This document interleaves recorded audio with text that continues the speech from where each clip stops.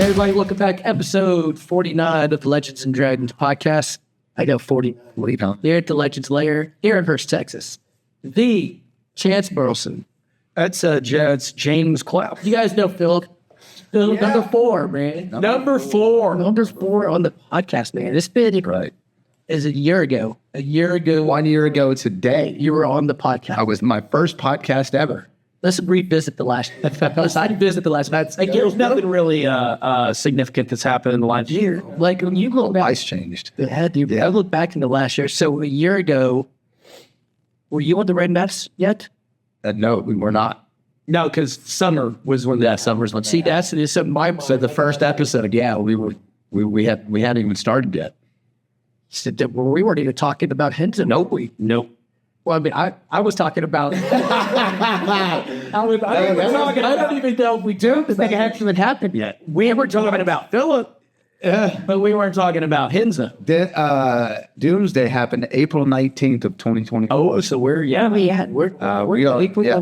3rd. Yeah. We have 2 weeks. In 2 weeks. 2 weeks is the Doomsday anniversary, and that's when with the Black Friday the split happened. Well, I still and then me shortly after that, my split happened. Yeah. Because when did your split happen? Your split happened. I stayed on. Yeah, you stayed on for a couple months. We're talking about, by the way, from Lloyd School for you to have not tuned in, from Lloyd School to Henson. That's right. And so we started at a different school, and now we're over at Henson. Yes. So there was a split that happened. Greg had left already and started with 413. Yes, 413 Jiu-Jitsu. So I followed him over to 413 Jiu-Jitsu. And you stayed on, and you were still doing the 6 a.m. class. And teaching the kids, yes. Teaching the kids class. Yep. And so you were doing that for like another couple of months, right? Yes, correct. Yeah, August through the rest of April, all of May, and then right at the second week of June. Because when was Tap Cancer out? Was it April or May? It was May. Yeah. Yeah, tell the story. Go love this. All right. So we're here, Tap Cancer Act. My first Tap Cancer Act. Yeah. And so I asked Greg and Phillip, because all the stuff, I'm like, hey, you guys be my coordinate. Well, yeah, absolutely, man. We're there.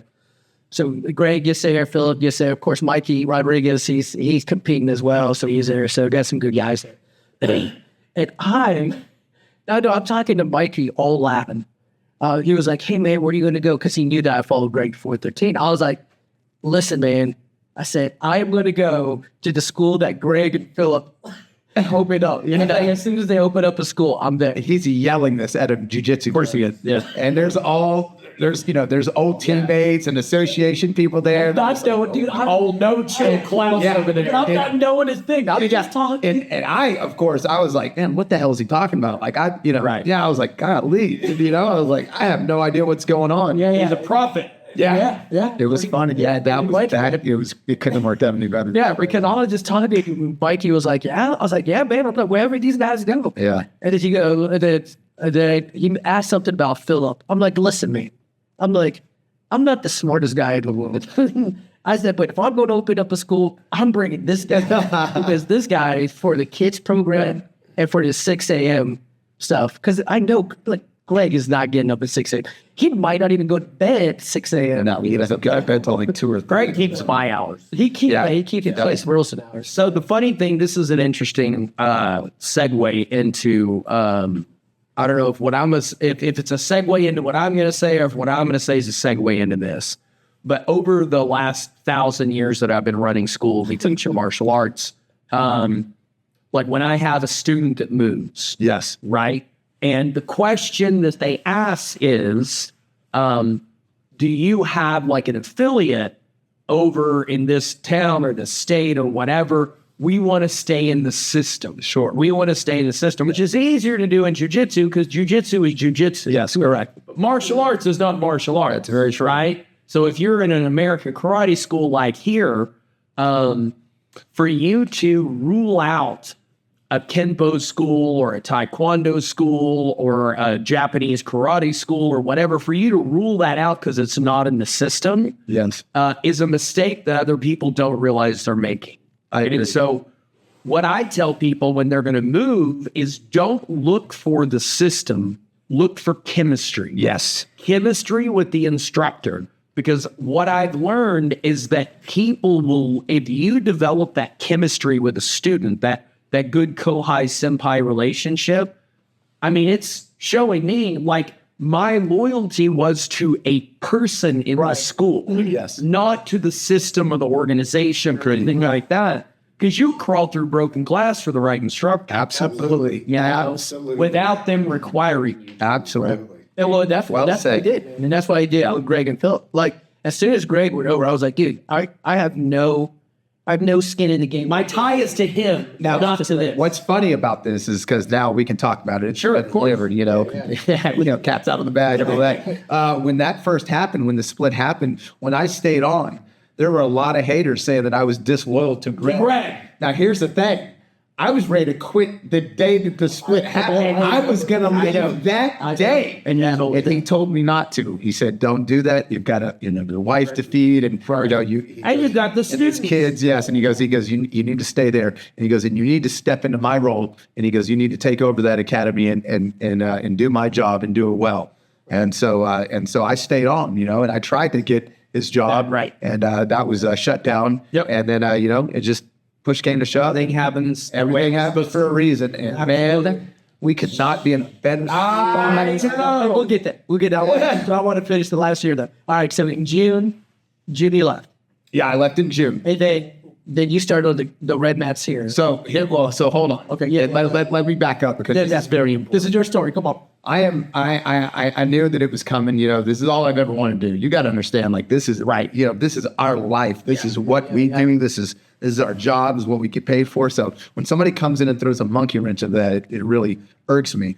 So I was depressed. Sure. I was down. I carry myself very well. I'm a very positive and uplifting person.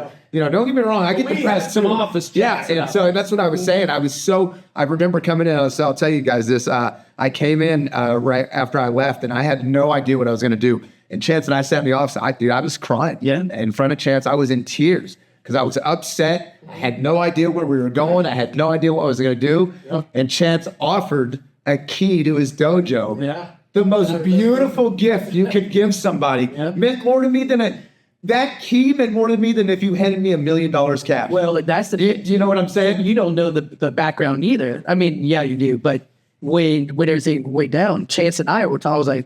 I was like, dude. I said, I don't know. We got to do something, but what? What can we do? And Chance was like, man, I'd love for him, obviously, the teach here, but all the stuff. He goes, but I give him a key. I can give him a key. I give him access to the Legends lair here. And that key was the biggest blessing. I grabbed the key. I thanked you 1,000,000 times over.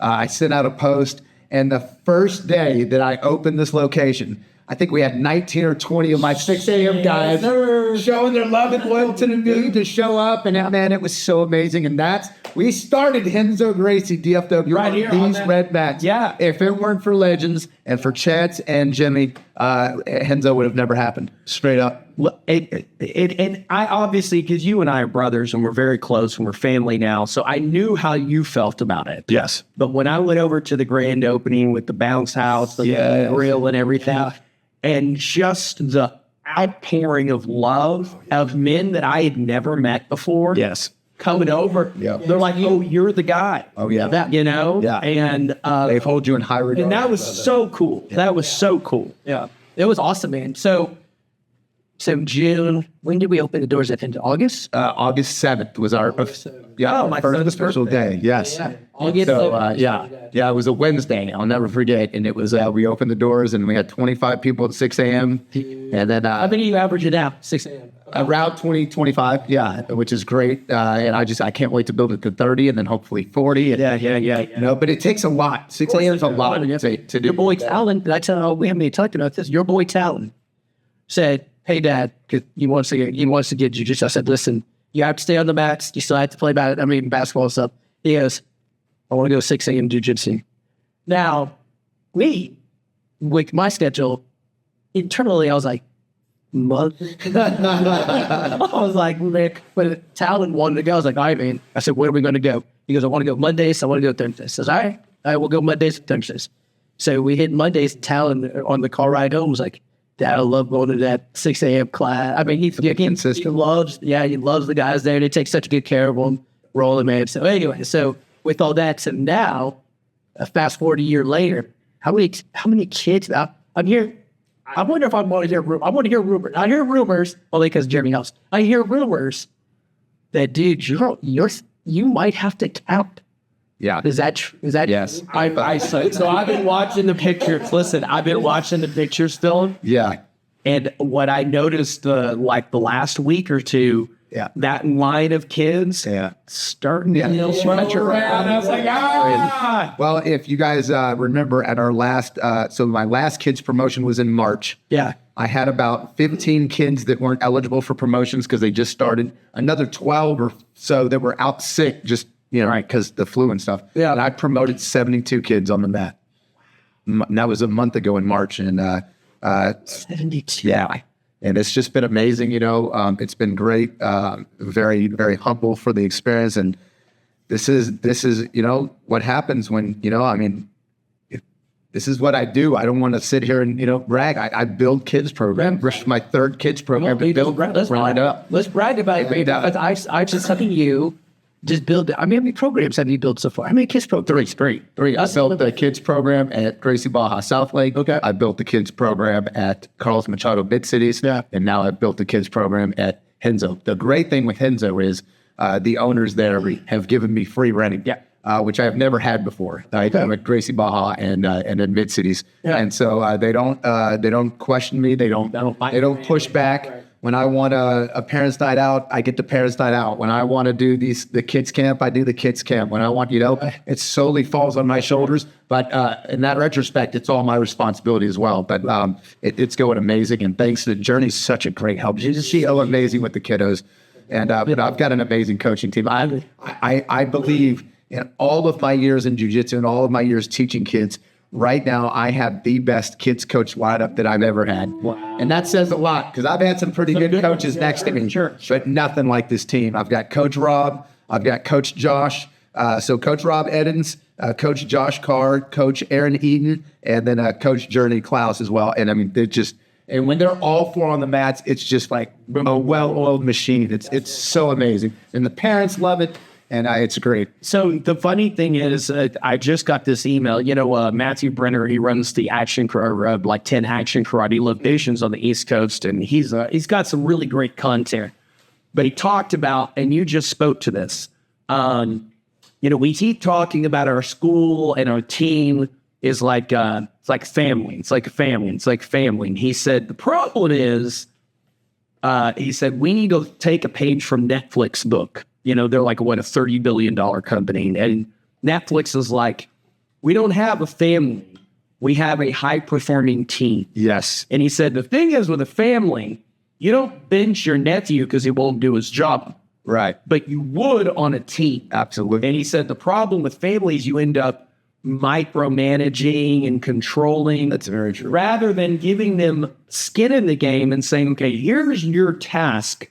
You figure out how to do it, but I'm going to hold you accountable. If the numbers don't support it, then we're going to have to figure out a different way. Absolutely. And it sounds like you've been given all the leeway to do it. Yes. And given ownership over it. Yes. And it just reminded me, family sounds good, but it's not necessarily the best thing for a high. I agree. Yep. Yep. Shirley came home the other day, and I already told Rob this. She came home and said, Dad, I love Rob. He's such a vibe. And I was just kidding. I was like, what is it? I didn't even know what that means. Yeah. I was like, okay, well, cool. I'm glad you're having fun over there. You're coaching the kids class over there then, though. So, that's amazing. Yeah. So, man, what else? So people ask me all the time, like, hey, do you come up with topics? Dude, we haven't done topics in like 30 episodes. You don't miss at all that whiteboard. I don't miss at all. And it hasn't suffered. No, I don't think so at all. Yeah, we had Annie up here telling stories. That was a great episode. Justin was great. Yes. Isabella was amazing. Master Valdez was amazing. Cody was amazing. Greg is always amazing. So I love this podcast. That's why we have some amazing people. And we have a handful of people who have asked, like, hey, if you ever need a guest, Yes, very true. To filter that out. Oh, man, I didn't tell you this. Oh, yeah, I told you this. So fly up to DC tomorrow. Yes, that's a boy. Yep. And of course, Mary got a little happy right now because she has to go buy Talon dress shoes. Yeah, Last minute, and we fly out to what? But my son has the honor of laying a wreath at Arlington National Cemetery. Oh, that's amazing. And I cannot be more happy. I mean, there's no doubt in my mind I'm going to cry over that. Oh, you should. Absolutely. I mean, because they were talking when I went there to DC about a year or so, maybe a couple of years with the kids. We did the National Cemetery thing, man. I was a mess. I mean, I was like, and then of course they tried to scam me at the end. They were like, oh, if you're a veteran, so you raise your hand, and at the end they were like, hey, if you would like to donate. Yeah. Oh, yeah. I was like, what? It's a monthly donation. I was like, no, I'm all right. We're still paying for that Columbia. They honestly did. I said, it was funny. There was a meme on Facebook, and it was like, the Columbia House is coming after you. And I sent it to my sister. I'm like, oh, they're coming after you. Because she did that whole 16 CDs for 1 cent and never paid them. Yeah. And I razz her about it all the time. So She does it. It's a thief, man. I thought the Columbia House, they went out of business real quick. Who would have called the buggy market? Well, because we're pretty big music guys. Music is like a part of my soul, right? But I, in a million years, never would have thought that it wouldn't be on a theme, Right. like on a record or an 8-track or even an iPod. Yeah, right. You're not even on an iPod. It's just an around out in the air. Yeah, absolutely. Yeah, on our iPhones, right here. Yeah. Yes. Crazy. No, it's not on my iPhone. Yeah. It's just an app. Through my iPhone. It's walking around in the ether of the universe. Yeah. I remember in 2004 going to Best Buy thinking I was all hot shot. Dude. Buying the brand new latest 32 gigabyte iPod. Oh, dude. I thought I was hardcore, dude. Yeah. Listen to it on my motorcycle. I went to Sound Warehouse. I went to Peach's Records, tapes. I used to go out. I would still go to, because my granddaughter, Luna, she, for her birthday last year, got a turntable. And sister, I went to those vintage records. Oh, yeah, for sure. Dude, I got her like The Cure and like Mazzy Star. Have you seen the price of records? Insane. Oh, Mary, my God. do you have a record player? My wife does, yeah. A record player? Yeah. So a couple years ago, got a record player. And Miriam got me a Miles Davis. It's kind of blue. Like, listen, I love. Like, she told me how much it costs. Like $60. But have you noticed the difference in the sound? Oh, it's amazing. Let me tell you what I love about records. Okay, so I don't know if y'all know this. I probably have ADHD, undiagnosed. I know you guys might be shocked. You're in good company, sir. Yes. It's like when I'm listening to Amazon Music, right? I'm like, that's Oh, yeah. that's not this mood. You put on a record, you're in it. You're in it. You're like, In the order that it's, that the author wanted you, the artist wanted it was intended. Yeah. So the funny thing is about records, vinyl, that I remember we had a turntable at my first house that I bought. I'm 20, so you can imagine where I'm at. And and that. And so I got to hear the original pressings of Rage Against the Machine. Shut up. Yeah, I remember hearing that. And so I remember, and then years later, hearing the digital thing on a CD and everything, and I was like, this sounds different. It does. And Tony explained to me that when they compress the file digitally, they cut off the lowest lows and the highest Absolutely. highs, because they say that we can't actually hear that, but when it's played, the sound is fuller. Yes. And so that's why a vinyl sounds different, is you're getting a wider spectrum of sound. Yeah, I love it, man. Vinyl's great. There, man, and just. Yeah, my wife and I played that. When I bought her the Metallica Black album, because I couldn't find it at a used record store. Yeah, that's what was that? $55. Yeah, of course it was. Freaking insane. Like, I love the vintage places. Of course, man, I'm a Jimmy Buffett. You know what's crazy? You know who carries a ton of records? If you can't find what you're looking for, dude, it's gonna blow your mind.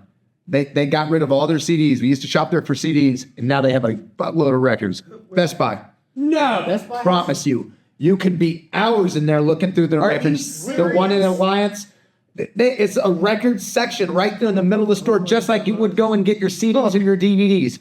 Dude, I gotta check that out. And man, I mean, they're expensive, but sure, oh my god, brand new. Yeah, some of them, new digitally released and all that good stuff. Just get rid of them, kid. They cost so much. I'm trying to get one off the payroll, but she keeps. You can Let them know that you're in the selection process of which one you're going to get. You ever hear that comedian said that he used to when he would get frames for his family pictures, he would always get an extra frame and leave the picture that it came with in it. Yeah. And when they would ask who it was, he would, well, that was your sister. Yeah. She didn't follow direction. That's hilarious. That's so much. So hilarious. Hello, Miss Nikki. Hi. So I had to do this exercise with for all those that are in the teenage and range and your kids about to be out of the house. So young Miss Klaus, young Coach Jerry, wanted to, inform me that, it was her car, her phone. She was having one of those meltdowns. I said, okay. The man's car and phone that she paid for with her. Oh, yeah, 100%. So I said, let's sit down and let's run the numbers. Let's see how much. I said, how much do you think rent's going to be? So we did the exercise. She was, I don't know, she maybe said $1,500. I'm like, hey, cool, $1,500. I'm like, and how much do you think food will do? So she gave me $1 amount. I'm like, what about clothes?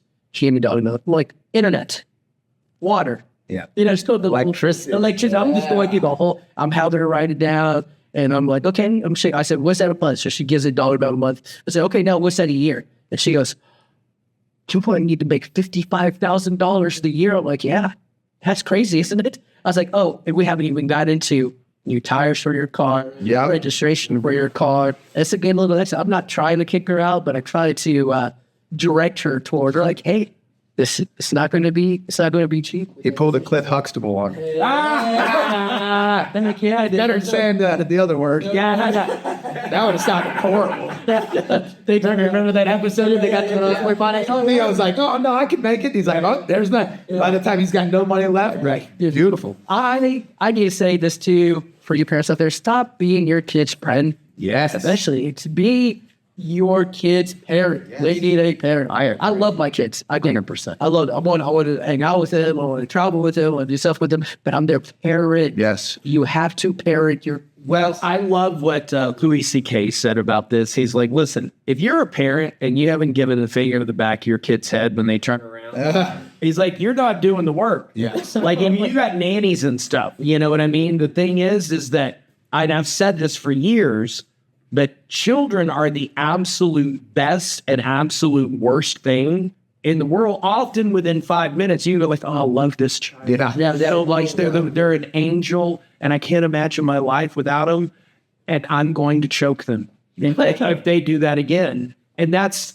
part of being a parent or a coach or anything is it's if you want to feel good about all of it all the time, you're in the wrong line of business. Right. Hey, let me ask you boys something, because you guys have been in this game of coaching teams, right? Yes. To build a kids program longer. What has changed from when you first started to that? Well, I want to know your honestly, in the jiu-jitsu world, not much has changed. What just the parent, like the parents come in, like, is there a sense of entitlement? The parents come up to, no, I haven't even noticed it. Yeah, I mean, I have. You always have those parents. They're like, their child can do no wrong. Sure, no matter what. Which brings me to my next point: parent your children, so other people don't have to. Right.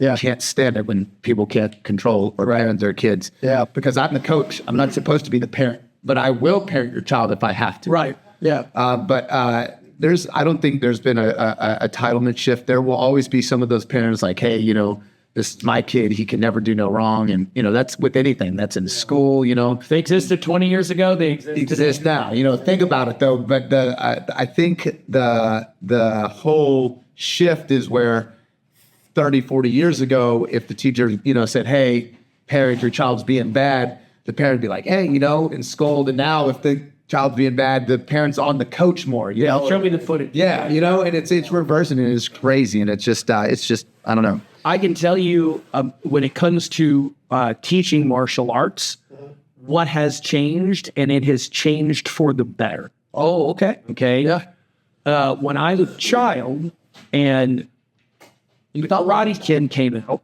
Okay. you did not have to run a school well. There was a line of people beating your door down to do whatever you offered, and you didn't have to be good at it. Nope.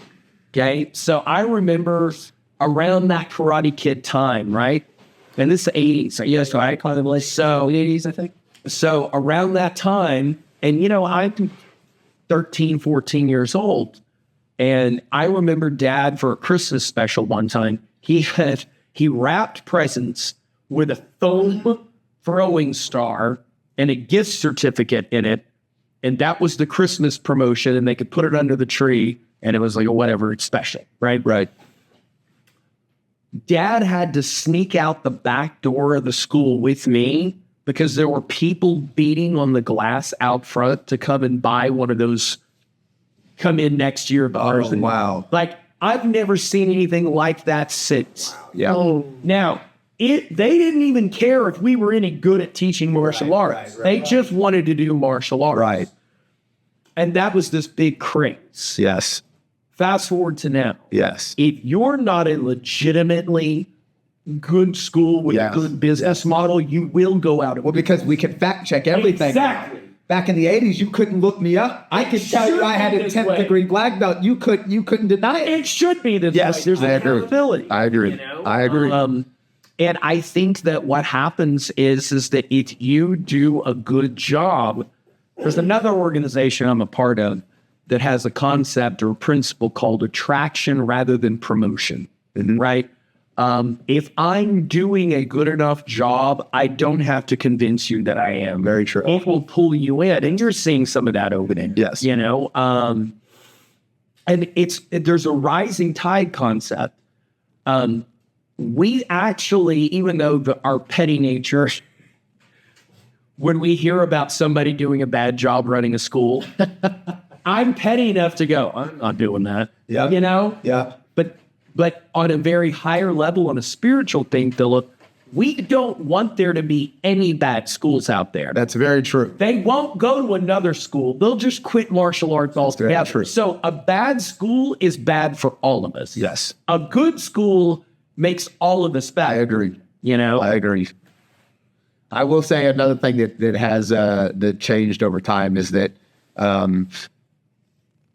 people, especially adults now, this is crazy. Not even with kids, it's with the adults. I get more pushback. They need progression. Oh, the validation. Right? They need the validation right away. It's hard when you get in and you have to. And they finally realize, I'm going to be a white belt for 2 years. Yeah. Some people can't handle that. I have parents asking, well, when do these kids get stripes? When do they get belts? Does your kids get black belts? It's like, it's the younger generation's fault, because they were spoiled and all this participation trophies and all this crap is bought into this. And but for the most part, when they come in, they understand the program. They know you got to work hard. I tell the kids, every stripe is in here is earned. They can earn stripes for, perfect grades and going above and beyond it. Are you using those metal packs? I am. That's great.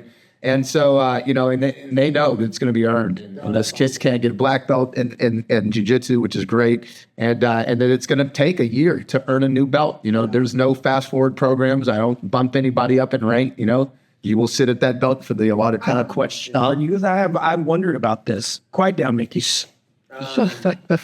So I've wondered because I know what I do with my kids that come in at 3 or 4. Yes. Right. And I have a junior black belt, which is, got a white stripe. Yes, right there in the middle. It's not a black. It's not a real black belt. Right. Right. Hell, I even have a pre-K version of that. That's a white belt with a black stripe. There you go. And I want to validate them and encourage Absolutely. them without completely whoring out some of my adults that have worked so hard for life. I don't want to take that. I think it removes the honor from everybody involved. Yes. But what do you do? Because I'm in this situation right now where I've got an 11-year-old girl. Yeah. Who is and I have a rule here. They cannot test for a full black belt under 12. They can't. But even at 12, they've been here for 8 or 9 years Right. to get to that point. Right. And she has. But she's floating in this area right now where there are no more validations to get. Gotcha. You know what I mean? And I won't break that rule. I won't break that rule. What do you do with those pre-Ks who train nonstop for 10, 15 years? What belt can they get to, and they're still not big enough to make it into the adult? So this is great. So I wonder in jiu-jitsu, it's different. Okay. So in jiu-jitsu, the kids' belts go white, and then it goes into the grays. There's 3 different gray belts, then there's 3 different yellow belts, then there's 3 different orange belts, and there's 3 different green belts, okay? So if somebody starts at 3, by the time they get to 15, they will have gone through all the belts.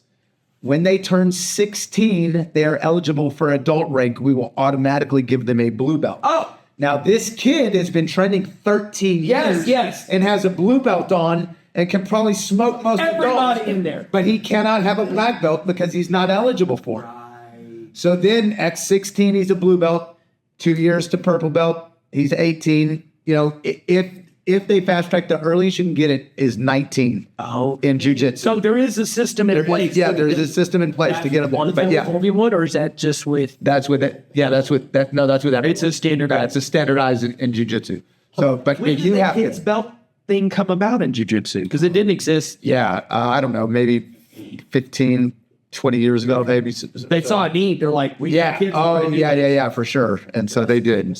But it's that. Yeah, the cool thing is the kids go, you know, Sure, one that's year to a belt. And so it is impossible for them to even execute said belt progression unless they're working. They're like, that's the best they can do. Like Justin Scott, who you had on that, just perfect example. This kid's 21. He's been training 15 years and he's a brown belt. Right. He smokes most black belts that come into our academy. Sure. Yeah. In fact, time and age. Yeah. He's not eligible for a black belt for another couple of years, you know, and he'll get it and he'll be phenomenal. But it's just like, he's one of those. He started when he was real young and through all the kids' ranks, then got the adult rank, and he'll smoke you, dude. And what's great about Phillip, this is, you know, is you being so over the moon proud of a kids program. And Hanshi is real big on this, right? You know, he talks about how people tell him, you know, he's a sellout for teaching kids and he's a McDojo and blah, blah, that's blah, blah, blah. And he said, what you don't understand is that me being involved in and developing a solid kids program means that we can create future adult martial arts that are better than any of them. Absolutely. Because they started as kids. Man, there's a girl right now in the circuit. Her name's Helena Carver. Okay. She's 17 years old. She just got her brown belt, right? She did a Is that the one under, what's his name? Danaher. Yes. Yeah, dude. She's making millions right now as a 17-year-old jiu-jitsu athlete. Brown. Yes, there is money to be made, man. Wow. These kids stand, and my thing is, you know, I don't even care. I never ask these kids to compete. Right. You know, it doesn't matter if they're win a world championship or not. If they want to, great, I will help them. But if not, who cares? Right. My whole job is to take these little humans and make them into better human beings. Right. And to prepare them for what's going to come out in the outside world. Because it's a tough world out there, you know? Yeah. And so I tell them that participation trophies aren't a real thing, you know? Yeah. That might be when you're a kid in some of these schools, but it's not going to happen in the real world, you know? And that you're going to have to say yes, sir, and yes, ma'am, and you know, these things. Well, here's the participation trophy that this is what it should be, and this should be more than enough, okay?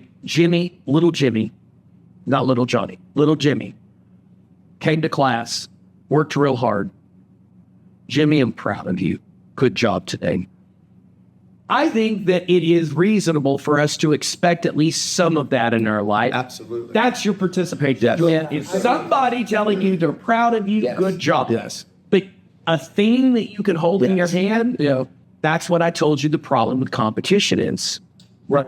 Competition spiritually in its pure form exists only to make me better. Yes. If I get zoomed in on that medal or that trophy, I miss the point completely. I agree 1,000%. So it's not that I don't believe in competition. I just don't believe in what I see it becoming. Right. You know what? I mean, you going and losing every single time, you're actually getting more out of it than the people that win. That's very true. Yeah, sure. And we've talked about that too, because every time, like every tournament, like, dude, I got smoked again. Dude, I got smoked again. Dude. And You didn't! But Because you got better! exactly, I got better. And I tell Miriam, I'm like, I don't even know why I'm competing, because every time I get back, I'm like, because I'm like, man, I'm just getting out there, I'm limping around. I'm like, I can't do the fly-in arm bar or whatever the heck these other kids are doing.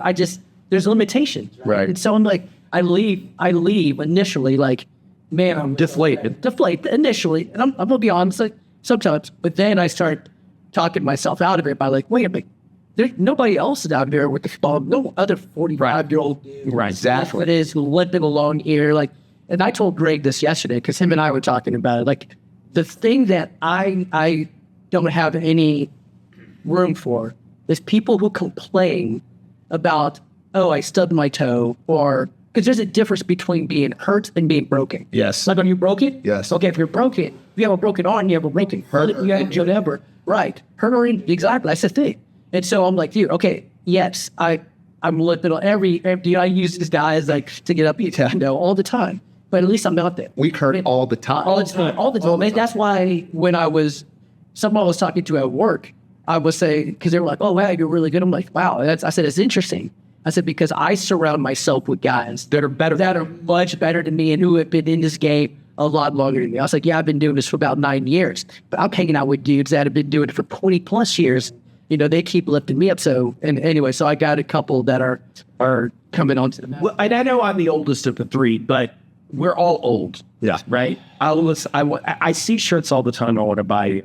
And I do Don't sometimes. buy me any more shirts. My wife's going to kill me. I've got so much stuff at the house. Listen, I have one. This will be the last one I promise that I ever get. It's the text of Teenage Mutant Ninja Turtles. Yes. But it actually says I'm actually in my 40s. Oh my God. Yeah. So, but you and I have noticed that if you've ever, and you have, because you had, surgeries, like you've had times where you couldn't roll, you couldn't train. Yes, very true. And what I've noticed is that my body is going to hurt regardless, either way. Yep. Yes, sir. After 40, you're going to be in pain. Yep. You're either going to be in pain from training, or you're going to be in pain for being sedentary. Yep.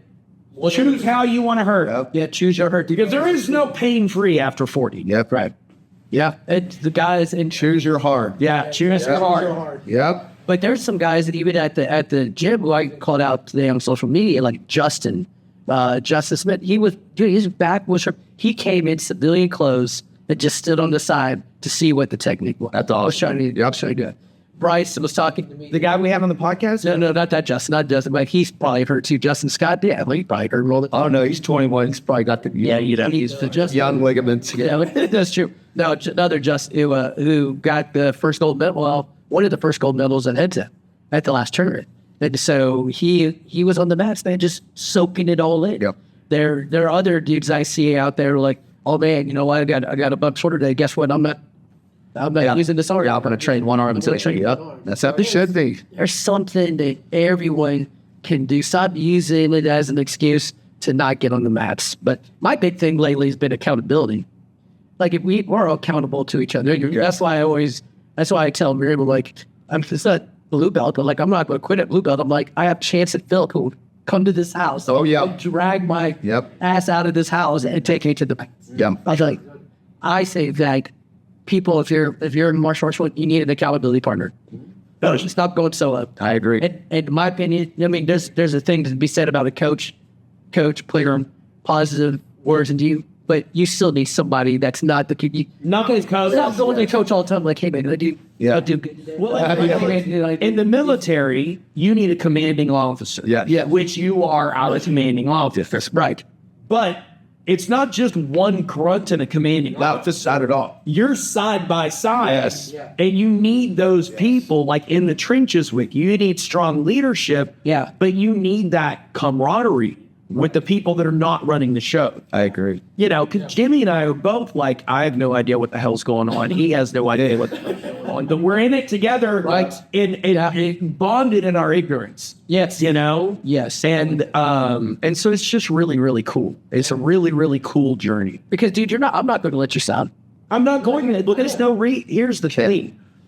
I finally understand that there is nothing that there isn't a workaround on. That's very true. Like I was too broken to live roll the way I was doing it over there. Right. Well, I was doing the workaround. Yes. Right. Yeah. And it's working. Yes.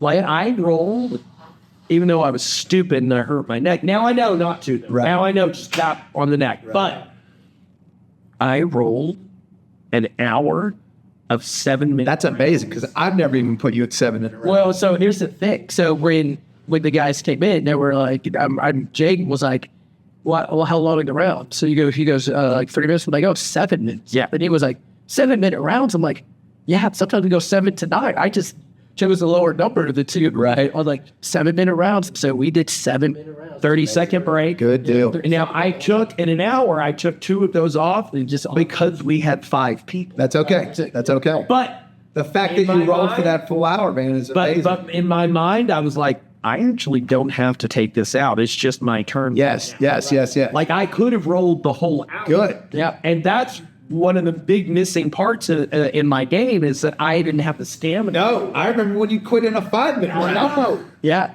Like, see, that's my thing. And it's one of my techniques that I love to use is I love hearing my opponent hustle post. Yes.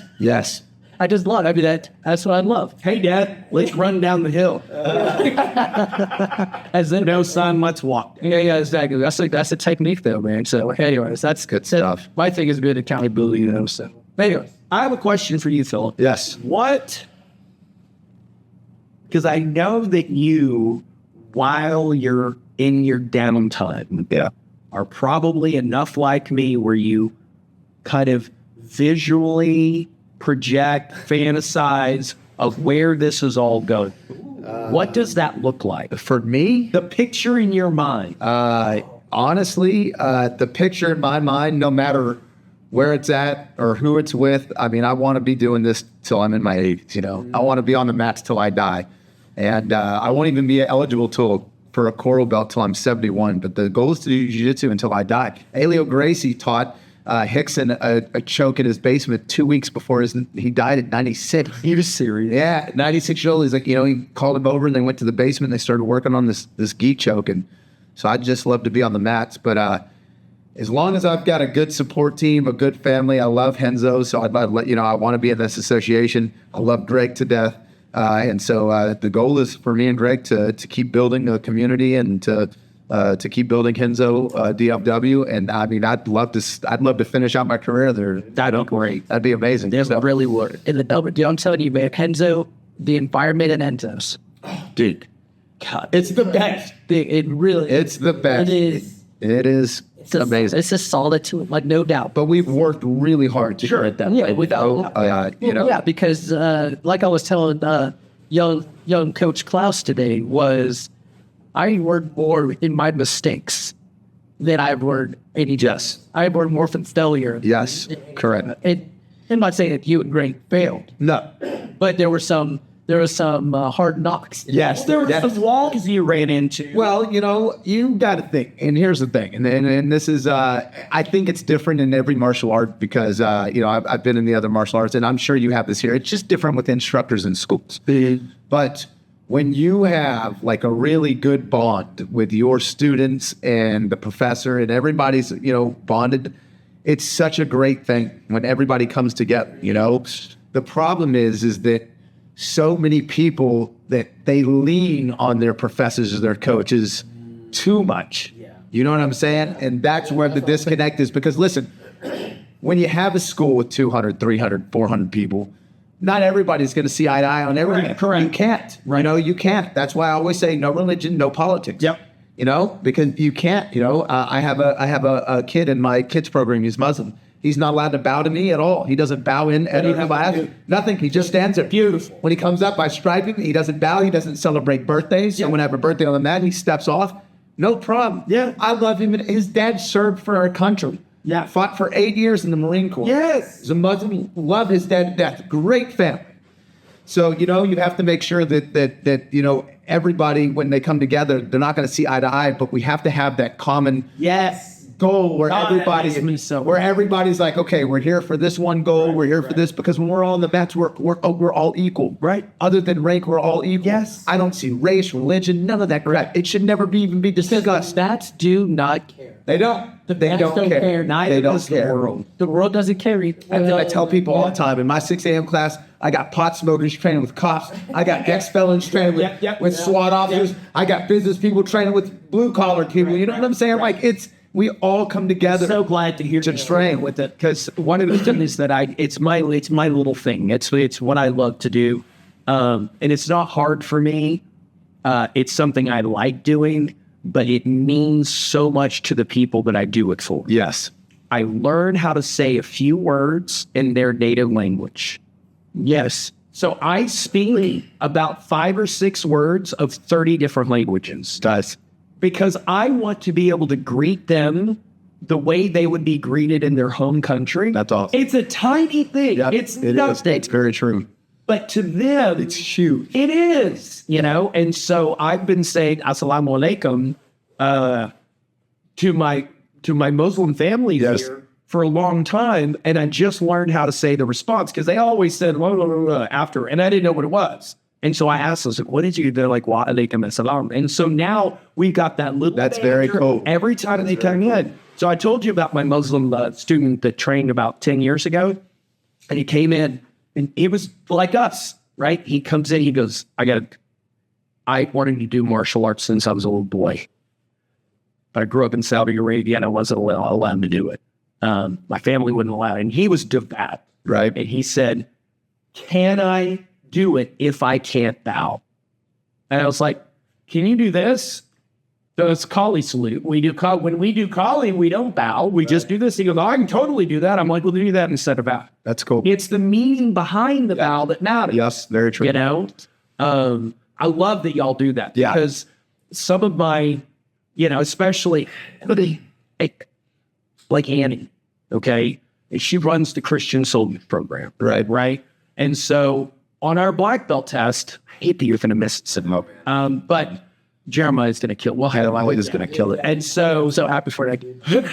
So on our black belt test, you have to do about a 1 to 3 minute speaking from your heart, where you have to talk about your journey and what it's not your daughter. Don't talk. Yeah. Nobody's saying that's my journey. But you have to talk about, like, you know, what you've been through, what you're doing. You know what I mean? And while most people cry. Yep, absolutely. Yeah. But the thing is a lot of people use it as, like, you know, first of all, I want to thank my Lord and Savior Jesus. You know what I mean? And when you have 4 out of 5 people doing that, my mind is always like, okay, I know I've got Jewish people here. Yeah. I know I've got Muslim people here. Yep. I want them to know that they belong here as much as anybody else. Agreed. You know? Yes. And being in Texas, I think sometimes it's hard to not give the appearance of being a religious school. Very when true. Most of the people are speaking them. Yes. You know? And I don't know if there's anything to do about that. I just want to make them feel. Yes, I agree. And that's why I say no religion, no politics on the mat. Yeah. But back to what you were saying for the, you know, the you had to go through some walls, some hardship. You know, it's when you run a school, you know, sometimes you let people in too close and it bites you in the butt. Yeah. And you got to watch that stuff, you know, because friendly, but not a friend. Because, well, here's the thing. We want to help people. Yes. We want to better them. If somebody has a problem, they come to me, I want to genuinely help them out, you know. But then, you know, the tiniest little miscommunication happens, or they're not happy, and then they go out, and it starts a wild. That was why I preach the accountability. Yes, because you don't need a black belt to act and be a black belt. That's very true. Hell, I know black belts that are pieces of crap that are in jiu-jitsu here in this area. Yeah, and I know people that are white belts who act more like black belt. Absolutely. Absolutely. But the thing is, in my opinion, if I were running a school, is, of course, not everyone has access to you and great. Yes. Everybody. Yes. However, there are people that probably should, that second layer, if you will, because you were talking about the chain of command in the military. Well, there is a chain of command. Yes. Like if I had an accountability partner, then my accountability partner and I can just, They can be the first line of defense for it. because if everybody went to Greg and Phillip with their problems, you know how exhausting that would be for Greg and Phillip. We get quite a lot. You guys are well. But I want to be there for our students, you know. You want to have that open door policy. Yes. But at the same time, in the role that you guys are in, And I want them to trust me. Like we have a student, you know, and I'm not going to name his name. He's a good friend of mine. I call him brother. Love this dude to death. He just lost his father a few weeks ago, and he had to been training. And I reached out to him, and he, you know, I was like, hey, you know, we miss you. Come train. And he's like, hey, thanks, man. I've been really depressed. I don't know what my problem was. I needed to see your message. Thanks. The next day, he was at jiu-jitsu. And it just took that one to reach out, and now he's back in the groove. Good. And he's back in jiu-jitsu. And you know, That makes me happy. People need help. Life's hard, dude. Right. You know, and I share my stories because I'm not, you know, if I can help somebody better themselves, then I will. Like, so when he reached out, he's like, you know, my father just died. And he goes, yeah, I've been depressed, sitting on the couch eating potato chips. I told him, I said, you're doing better than I did. My dad passed away. I became a drunk piece of crap. Yeah. You're doing way better than I am, man. Congratulations, you. Let's get back on the map. Absolutely. You know, I mean, you know, people need to have other people that are in their lives. I know that if I was down and depressed on hard times, or that if I had lost my wife, I know that I would have you two to have my back and support me. I know you two wouldn't let me go to a bar and start drinking. Like, I know that I have that. It feels good. And I want to be that for other people too. Of course, yeah. And the other thing, as a school owner, you understand that if it's a choice, and this is kind of where the position that I'm in, because obviously my phone blows up with drama all day, right? Because when you have enough students, there is drama. That's just a natural. Right. It's not a sign of unhealth. It's just you get that many people around, there's going to be conflict. Right. I haven't learned how to. I would rather them come to me with it than to go spread it. Yes, absolutely. And so I haven't found the solution that isn't coming to me, because coming to me is a better solution than them spreading it to other people. Because I can get them into a solution. Right. That's why Nikki is such a gold mine. Because she's getting better at her job every single day. And I see the future is it will all start going to her and not me. Because I'm training her on how to deal with it. That's good. That's cool. Yeah. Yeah.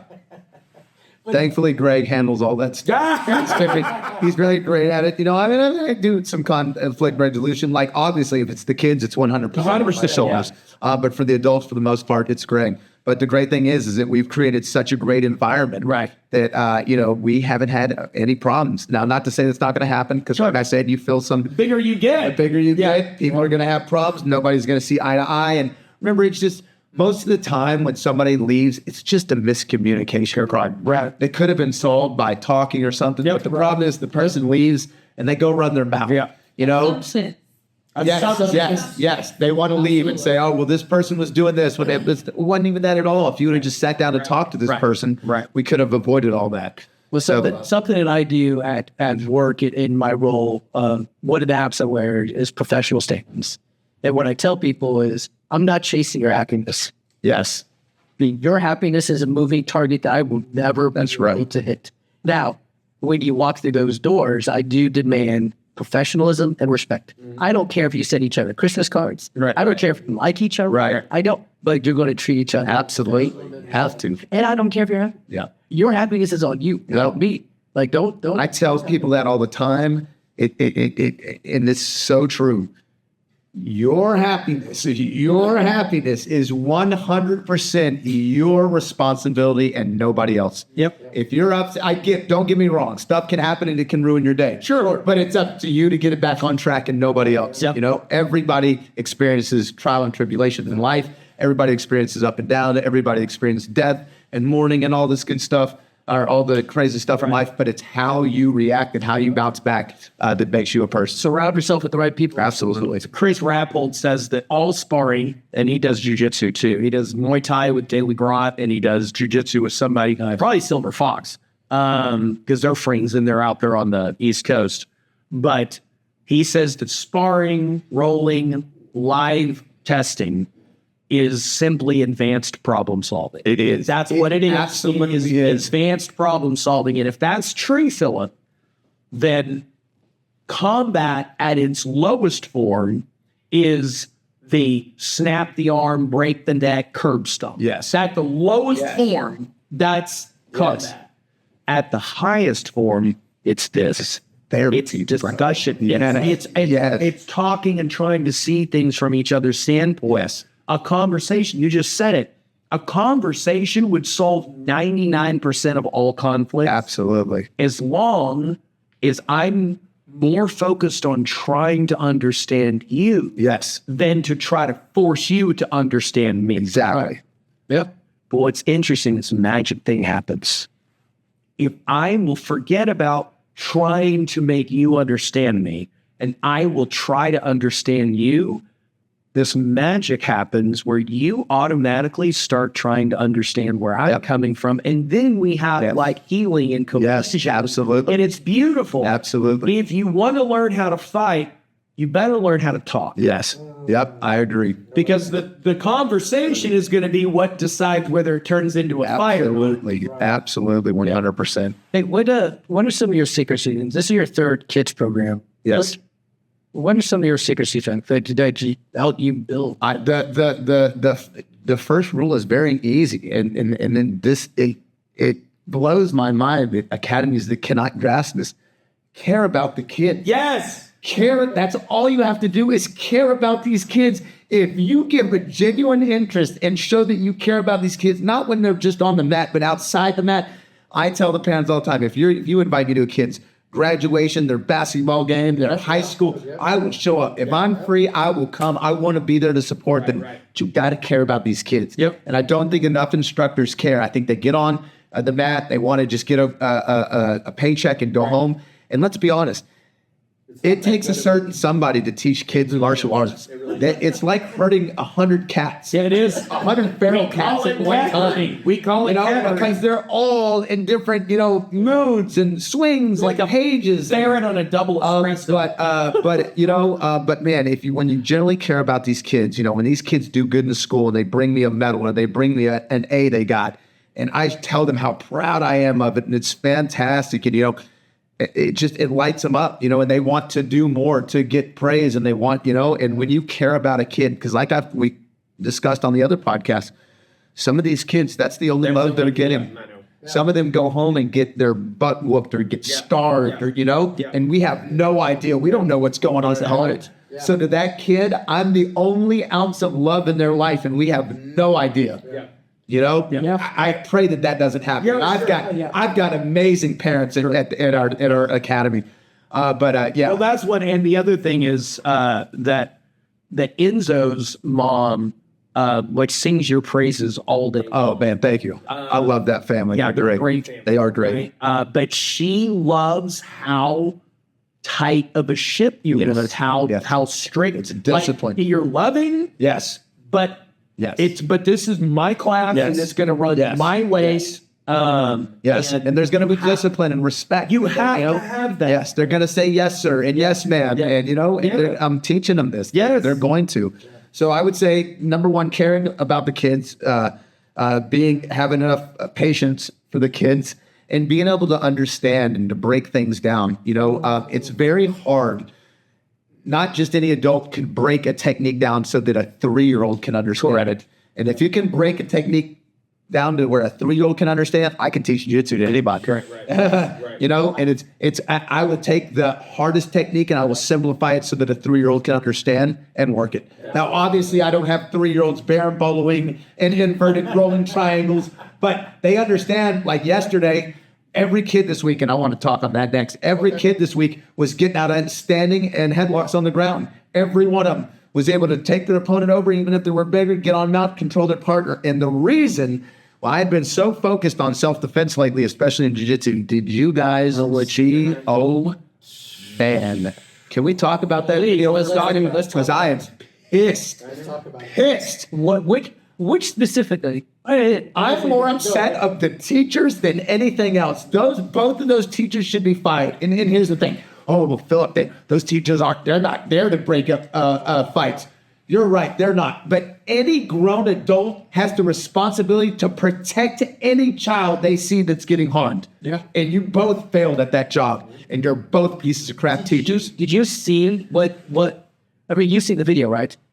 It breaks my heart to watch. Like, if you haven't seen the video, this is how disgusting me. One of the teachers still had the coffee, Holding a Starbucks. and just getting up trying to like, oh, Please stop. as the Please kid, stop. and mounting the other one and just raining down bombs on. I mean, just And no, raining. somebody, this kid's getting beat. somebody mentioned something like, "Well, the kid that was getting beat was bullying." Blah blah blah. Wow, I don't care. Yeah. I don't care. So and here's the thing, is that they're just like any situation, the snapshot that we got had a story behind it that we didn't see in the video. Very true. However, But that regardless, nobody should get Never. beat like that. never, no. If that kid's a bully, once you knocked him to the ground, 1, 2, you're done. He got his lesson. But the thing is, my question is, what causes a kid to snap like that? Right. Did you see the stomp at the end? I did. That That needs to be off. Now, here's the thing. Now, no one is defending the physical aggression of the top person. Right. No, I mean, obviously, it doesn't matter what you do to me. If I manage to get you down to the ground, which isn't going to happen, but let's just say, all right, and I manage to continue hitting you until and stomp on, I'm going to prison for manslaughter. Oh, absolutely. No one is defending that. Right. But we have a systemic problem Yes. where a situation was allowed Absolutely. to escalate Yes. to the point where this kid didn't care what happened to him. Yep. He just wanted to end. Absolutely. So Absolutely. the thing is that we've actually talked to some people involved. Yeah. But we've talked to a couple of the kids that were there that saw it happen. Yeah. And they told the story of what led up to it. Yeah. And the kid, now this is all, Secondhand. it's all secondhand information. Sure. But the story that one of the girls talked about said that, for days and weeks leading up to it, the kid on the bottom was calling him the N-word and was making fun of, like, he was teasing him about dead family members and just That's not right by any means at all. And the thing is I think that, remember that thing that Mike Tyson said, is that the internet has gotten people far too comfortable disrespecting people. Yeah, without getting punched in the mouth. Absolutely. And we all, as a society, have a responsibility to teach people that you can only push a person So far. far. I agree. Without, it's not about deserving. It's not about condoning, and it's not about any of that, but to understand that we're so polarized and split right now in society that this is actually a consequence of human beings being at each other's throats and antagonizing each other.